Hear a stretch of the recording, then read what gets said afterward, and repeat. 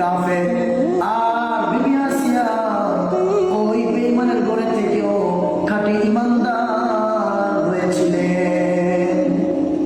যখন বিবি আসিয়া আল্লাহর উপর ঈমান আনলো, ওই মিশরের ভিতরে সবাই ফেরাউনকে খোদা মানত, ফেরাউনকে রব বলে স্বীকার করত। আর যে রব বলতো না, আর যে খোদা মানত না, ফেরাউন তাকে শাস্তি দিত।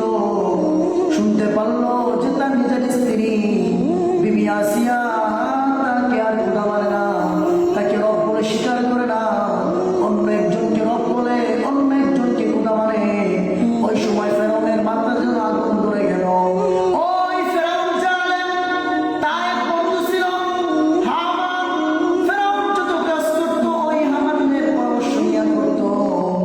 ওই ফেরাউন হামানকে যে কয়, বন্ধু হামান, লাগছে ঘরের ভিতরে আগুন।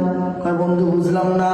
কয় এতকাল মানুষের ঘরের আগুন নিবাইছি, আজকে তো আমার নিজের ঘরে আগুন লাগছে।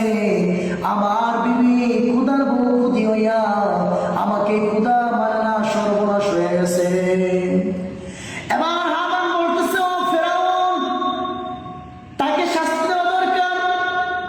যে তোমাকে খুদা মানে না, তাকে শাস্তি দেওয়া দরকার। ওই হামানের কথা অনুযায়ী ফেরাউনের স্ত্রী আসিয়াকে শাস্তি দিবে। তখন ওই ফেরাউনের স্ত্রীকে বিবি আসিয়াকে ওই শুয়াইয়া খাটের ভিতরে চিৎ করে ফেলাইয়া চার হাত পা বেঁধে ফেললো এবং পেরাক মারা শুরু করলো।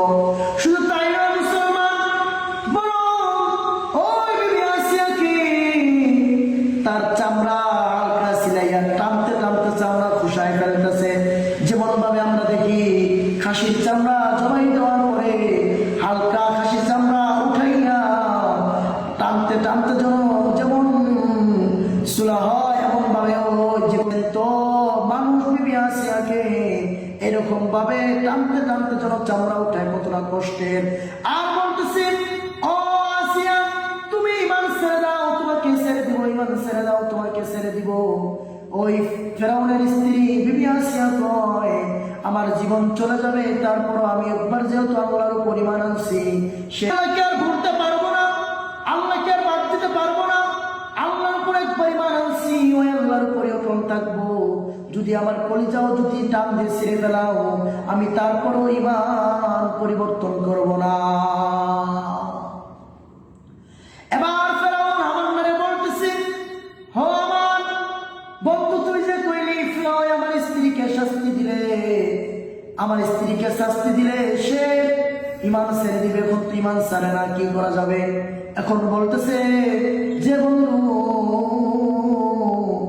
যে স্ত্রী তোমাকে খোদা মানে না, সেই স্ত্রী রাখার কোনো দরকার নাই, তাকে হত্যা করে ফেলাও, তাকে হত্যা করে ফেলাও।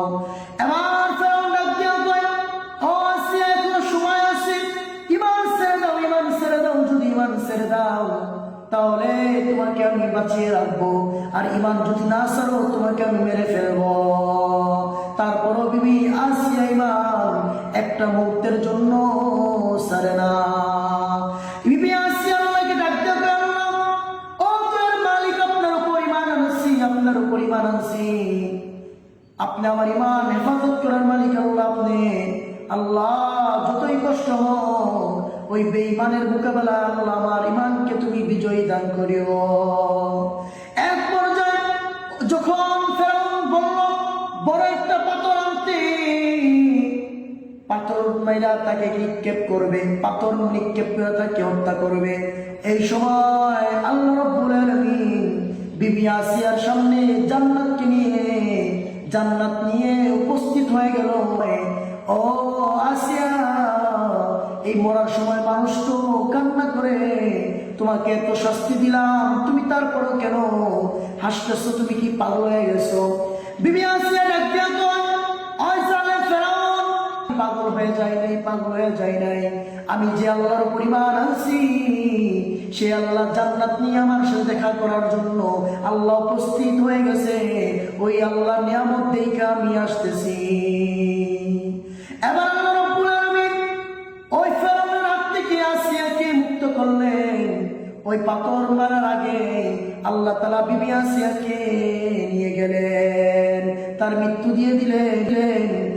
কিতাবের ভিতরে আছে মরে যাওয়ার পর ওই জালেম ফেরাউন ওই পাথর দিয়ে তার মাথায় আঘাত করেছিল। তারপর একটা মুহূর্তের জন্য ঈমান ছাড়ে নাই, তারপর একটা মুহূর্তের জন্য কোনোদিন ঈমান ছাড়ে নাই। কলিজা দিয়ে দিবে, জীবন দিয়ে দিবে, তারপরও কোনোদিন ঈমান ছাড়বে না। এই জন্যই তো আল্লাহ রাব্বুল আলামিন বলেছেন, আমিনু কামা আমানান নাস, তোমরা ঈমান আনো ওই সমস্ত মানুষের মতো ঈমান আনো। ওই সমস্ত মানুষ বলতে কেউ কেউ বলছেন বিবি আসিয়ার মতো ঈমান আনো, কেউ বলছে সুমাইয়া রাদিয়াল্লাহু তাআলা আনহার মতো ঈমান আনো, কেউ কেউ বলছে সাহাবায়ে কেরামদের মতো ঈমান আনো।